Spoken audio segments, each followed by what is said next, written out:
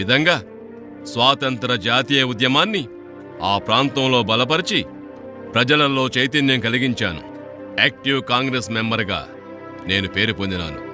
ఆ పేరే నాకు ఎంతో తృప్తినిచ్చింది. ద హిందూ, ఆంధ్ర పత్రికలకు వార్తలు తయారు చేసి పంపేవాణ్ణి. తద్వారా విలేకరు పదవి వచ్చింది. యువజన సంఘం స్థాపించి అనేక విషయాలపై పెద్దలతో ఉపన్యాసాలు ఇప్పించేవాడిని. ప్రజలను ఇబ్బందుల నుండి కాపాడటం, అందుకోసం ఆందోళన చేయడం, ప్రభుత్వం చేసే అన్యాయాలను ఎదుర్కోవడం నేను నిత్యము చేసే పనులు. ప్రభుత్వ అధికారులు నన్ను చూసి భయపడేవారు. వారి అన్యాయాలను కనిపెట్టి బయటపెట్టి వారి మీద కంప్లైంట్ చేసేవాణ్ణి.